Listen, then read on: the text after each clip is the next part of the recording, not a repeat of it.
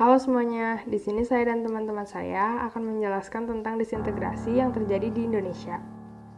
Sejak awal kemerdekaan, banyak pemberontakan-pemberontakan yang terjadi di Indonesia. Pemberontakan-pemberontakan tersebut memungkinkan terjadinya pecah belah di antara bangsa ini.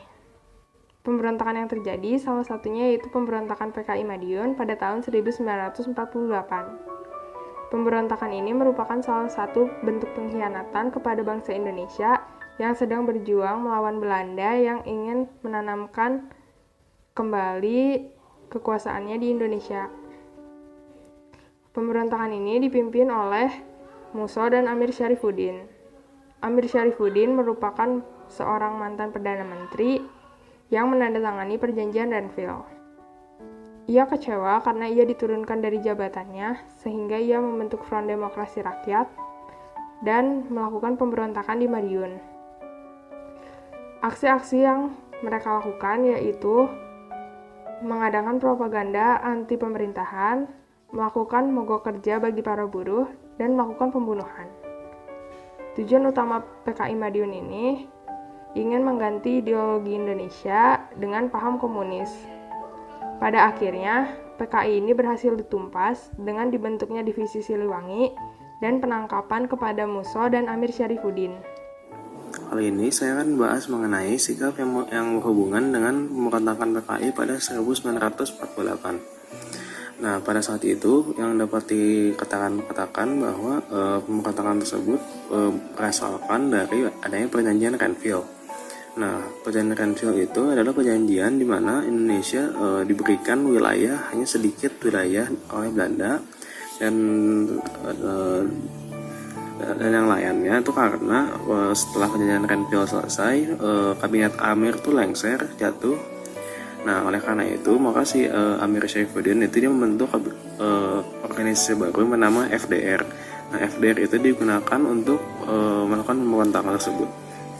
Nah, menurut saya yang sikap yang dapat ditandakan dengan hubungan dengan zaman sekarang adalah yang pertama itu adalah orang merasa tidak dilakukan salah adil. Nah, itu dipersamakan dengan yang perjanjian Renville, karena saat perjanjian Renville itu Indonesia diberlakukan sungguh tidak adil oleh Belanda dan diambil wilayahnya nyaris semua dan hanya diberikan sangat sedikit. Dan yang kedua itu bisa jadi karena ada kemarahan dan yang tidak dapat menerima keputusan. Itu dapat dikatakan sebagai yang perilaku yang oleh Amir Syarifuddin yang membentuk FDR untuk melakukan pemberontakan. Nah, itu karena kemungkinan karena ia tidak menerimanya dengan baik. Lalu kemudian dia langsung melakukan pemberontakan tersebut sehingga untuk mengubah hal-hal itu.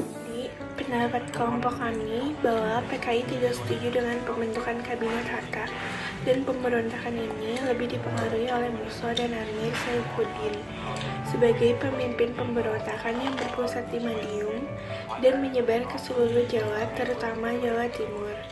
Kelompok PKI yang protes karena kehilangan posisi pemerintahan tersebut menganggap bahwa kiprah Patrai peserta perjuangan ideologi komunisme mereka terancam gagal karena tidak kekompakannya antar organisasi.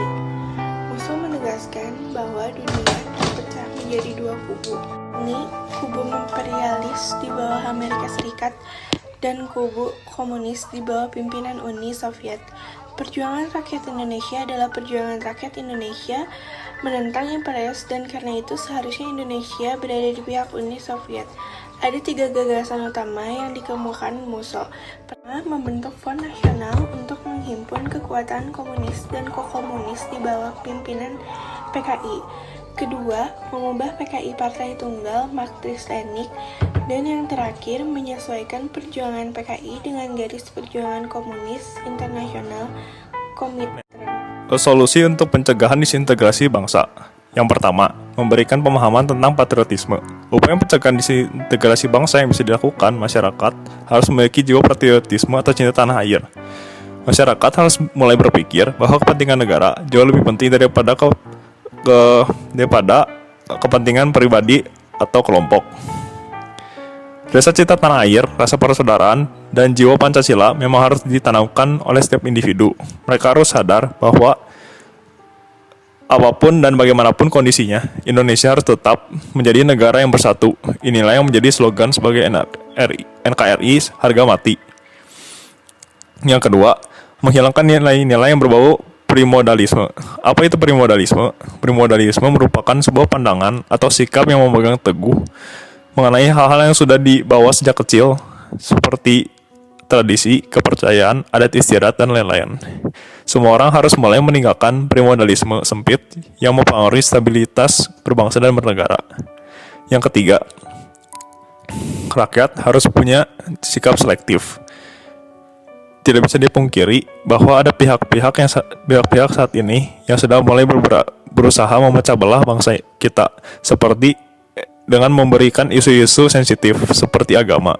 Terlebih lagi, perkembangan media komunikasi sudah maju, di mana berita sangat mudah menyebar melalui media-media sosial. Yang keempat, meningkatkan rasa kepercayaan masyarakat. Upaya mencegah disintegrasi bangsa juga dapat dilakukan dengan meningkatkan kepercayaan masyarakat. Saat ini, kepercayaan masyarakat menurun terhadap lembaga-lembaga yang sebelumnya dinilai masyarakat kredibilitas dan netral. Lalu bagaimana mengatasinya? Pemerintah harus benar-benar mampu membangun kepercayaan masyarakat dengan penjelasan dan berbagai bukti yang kuat. Yang kelima, melawan gerakan separatis. Pemerintah juga harus melawan berbagai gerakan separatis yang muncul dan dapat mengganggu stabilitas negara. Tertentu hal ini juga harus diimbangi dengan keterlibatan masyarakat di dalam pengaksesan berita tersebut. Pemerintah juga harus menjelaskan secara jelas mengenai gerakan yang mereka lawan berdasarkan bukti-bukti yang kuat. Dengan begitu, disintegrasi negara bisa dicegah.